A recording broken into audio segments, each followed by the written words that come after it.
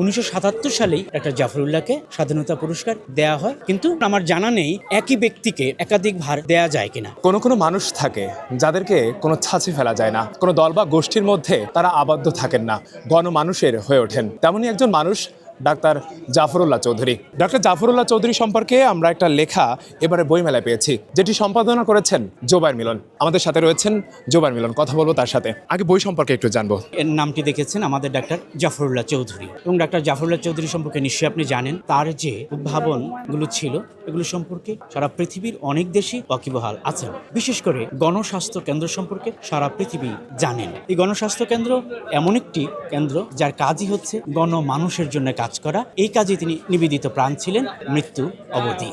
এবছর ডক্টর জাফরুল্লাহ চৌধুরী স্বাধীনতা পদক পাচ্ছেন এবং তার প্রতিষ্ঠানও পাচ্ছে, এই বিষয়ে আপনি কি বলবেন? আমার কাছে তো বিশেষ ভালো লাগছে এই কারণে, যেহেতু এই বছরই আমি তাকে নিয়ে একটি কাজ করেছি এবং এই বছরই তিনি স্বাধীনতা পুরস্কারটি পেলেন। এটা আপনারা জেনে থাকবেন, 1977 সালেই প্রথম এই স্বাধীনতা পুরস্কার প্রবর্তিত হয় এবং সেই প্রথম বছরই ডাক্তার জাফরুল্লাহকে স্বাধীনতা পুরস্কার দেয়া হয় জনসংখ্যা নিয়ন্ত্রণে বিশেষ ভূমিকা পালনের জন্য।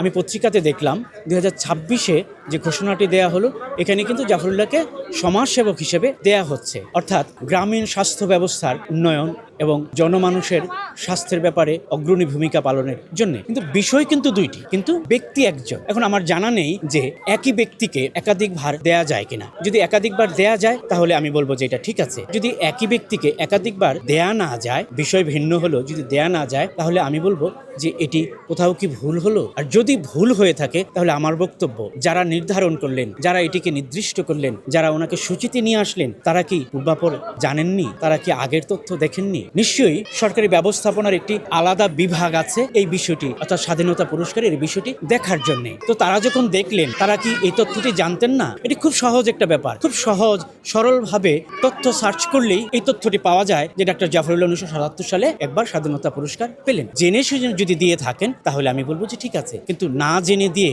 অর্থাৎ যদি ভুলটা হয়ে থাকে, আমি বলবো যে এই ভুল হয়তো উচিত না, কারণ মানুষ মাত্রই ভুল করে। কারণ ওখানেও তো সরকারের ওই পর্যায়েও তো আমার ধারণা হয় যে আগে পরে কিন্তু আমরা এইসব বড় পুরস্কারগুলোর ক্ষেত্রে কিছু ভুল প্রান্তি দেখেছি, যে একই নাম দুবার আসছে, এসে বাদ যাওয়া, এসে ছাঁটাই করা, বা গুরুত্বপূর্ণহীন মানুষকে দেয়া, বিশাল সমালোচনা হওয়া, এগুলো কিন্তু আমরা দেখেছি। সুতরাং এই জায়গাগুলোতে কেন সঠিক গবেষণাটা নেই? এই যে স্বাধীনতা পুরস্কার দুবার হয়ে গেল, এটি যদি ভুল হয়ে থাকে, আমি আবারও বলছি, যদি সঠিক হয়ে থাকে তাহলে ঠিক আছে, যদি ভুল হয়ে থাকে তাহলে এটি কত বড় ভুল দেখেন। পুরো ভারটাই কিন্তু চলে যাচ্ছে রাষ্ট্রের উপর, শুধু আমাদের দেশে না, বাংলা ভাষাভাষী যে যেখানে আছেন সেই কিন্তু একটি ভুল ধারণা নিচ্ছেন, তাদের উপর দায় দিচ্ছেন যে যারা এই পুরস্কারটি দিচ্ছেন তারা কি সঠিকভাবে বিবেচনা করেননি, তারা কি সঠিক তথ্য জানেননি, বা তাদের জানার কি সামর্থ্য ছিল না? তাহলে এই ভুলগুলো তো সহজ না। এই ক্ষেত্রে বিশেষভাবে নজর রাখা উচিত, ভবিষ্যতে যেন এই ধরনের ভুল না হয়। ভাইয়া, কোথায় আসলে বইটি পাওয়া যাবে সেটা একটু বলবেন? এই বইটি এবছর প্রকাশ করেছে ঐতিহ্য প্রকাশনী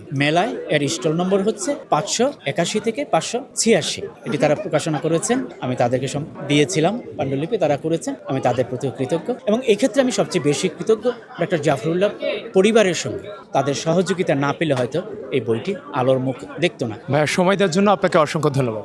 আপনাদেরকে অনেক ধন্যবাদ।